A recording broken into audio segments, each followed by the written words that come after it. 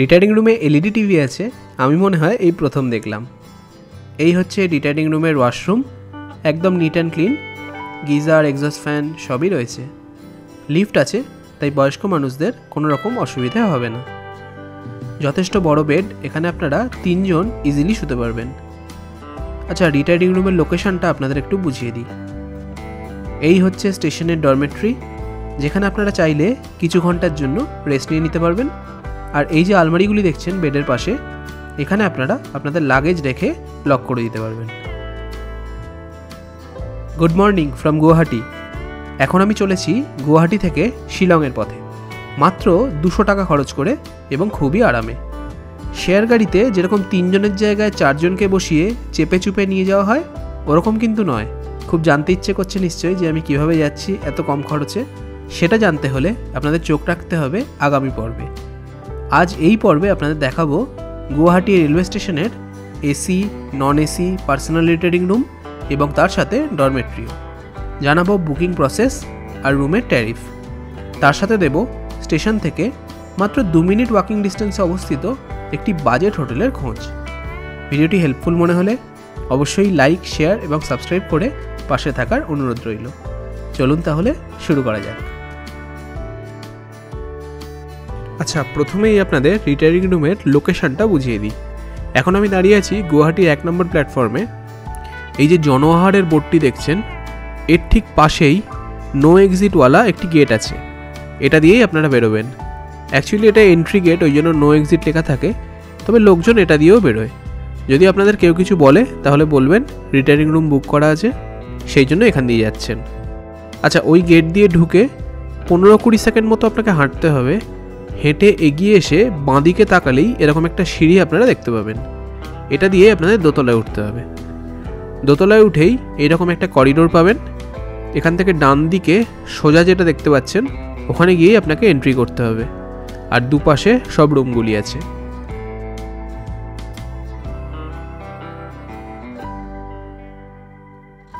আর এখান থেকে একদম সোজা চলে গেলে আপনি পৌঁছে যাবেন ডরমেট্রিতে।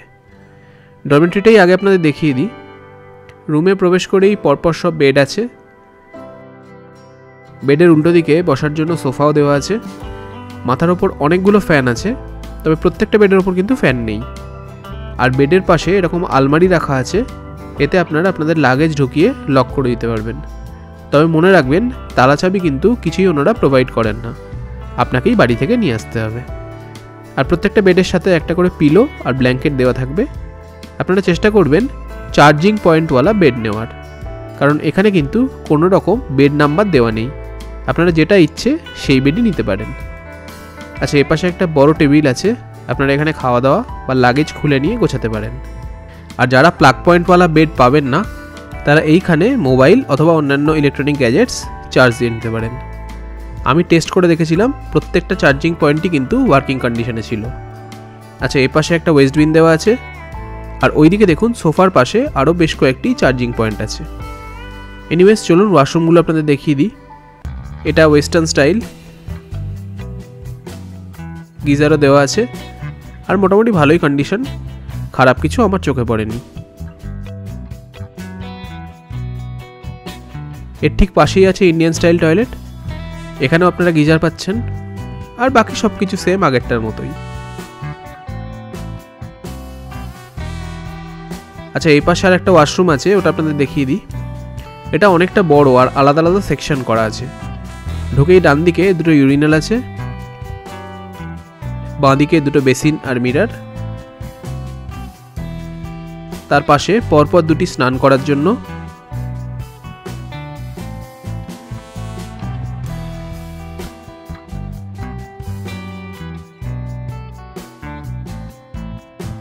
আর তার উল্টো দিকে দুটো টয়লেট আছে, একটা ওয়েস্টার্ন স্টাইল আর একটা ইন্ডিয়ান স্টাইল। ওভারঅল ব্যবস্থা কিন্তু যথেষ্ট ভালো বলেই আমার মনে হলো। এবার আপনাদের একটা এসি ডাবল বেডরুম দেখাচ্ছি। এটা হচ্ছে রুম নাম্বার 4। আচ্ছা, রুমটা সবে চেক আউট হয়েছিল, তাই একটু অগোছালো আছে। এই রুমে দুটো সিঙ্গেল বেড আছে, এ পাশে একটা আর এই পাশে আর একটা।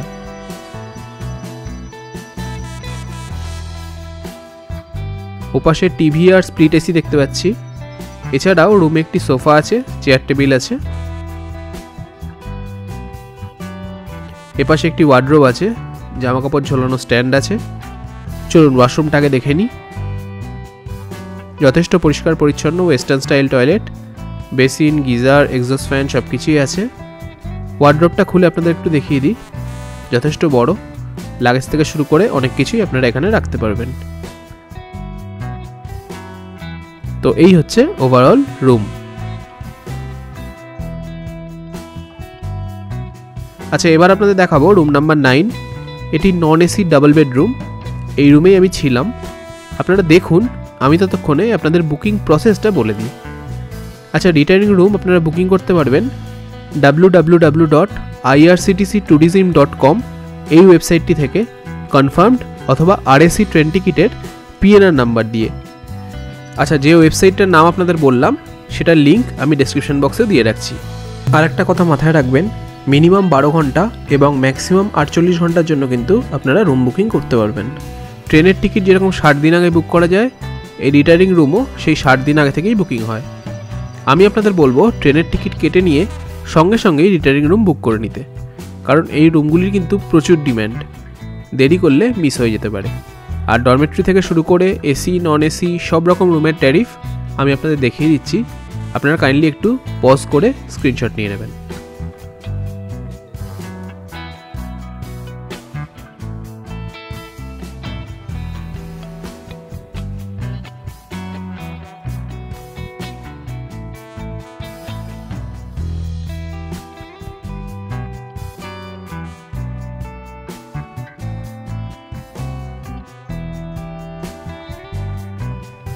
আচ্ছা, রিটার্নিং রুম তো দেখা হলো।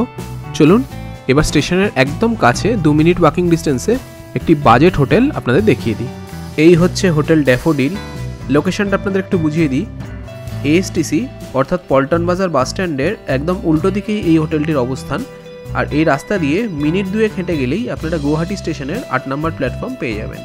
চলুন দুটো রুম আপনাদের দেখিয়ে দিই। আচ্ছা, হোটেলটিতে লিফট আছে, তাই 4-5 তলায় রুম হলেও আপনাদের কোনো রকম অসুবিধে হবে না।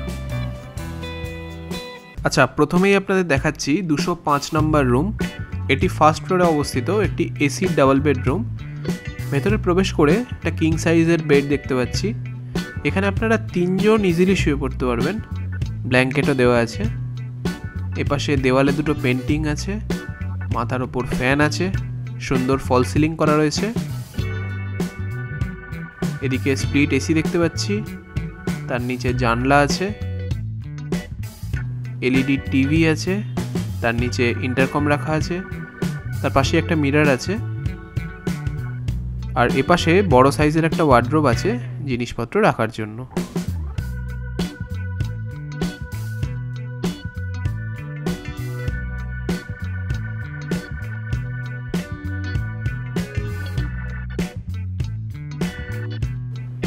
আর রুমের ভেতর একটা চেয়ার রাখা আছে। চলুন ওয়াশরুমটা দেখে নিই। বেশ নিট অ্যান্ড ক্লিন। বেসিন আছে, তার উপর একটা মিরর দেওয়া আছে। এপাশে western style toilet, jet spray, আর ওপরে গিজারও লাগানো আছে। এবার আপনাদের দেখাচ্ছি 506 নাম্বার রুম। এটা একটা সিঙ্গেল রুম। আপনারা যারা সোলো ট্রাভেল করতে ভালোবাসেন তাদের জন্য আদর্শ। ছোট একটা সিঙ্গেল বেড আছে, LED টিভি আছে, মাথার উপর ফ্যান আছে। বেডের ঠিক সামনেই একটি জানলা আছে, একটা ছোট কাবার্ড দেখতে পাচ্ছি, তার পাশে মিরর আছে। আর এই হচ্ছে ওয়াশরুম। যা যা লাগে বেসিক জিনিস, কমোড, গিজার, বেসিন, মিরর সব কিছুই আছে।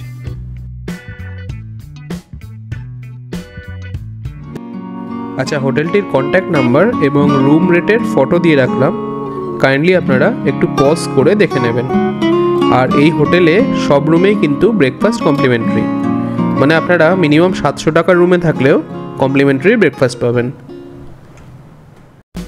চলুন আজ তাহলে এখানেই শেষ করি। ভিডিওটি ভালো লাগলে please like, share and subscribe. দেখা হচ্ছে পরের পর্বে। গুয়াহাটি থেকে মাত্র 200 টাকায় আরাম করে শিলং যাওয়ার গল্প নিয়ে। ততদিন সবাই খুব ভালো থাকবেন। নমস্কার।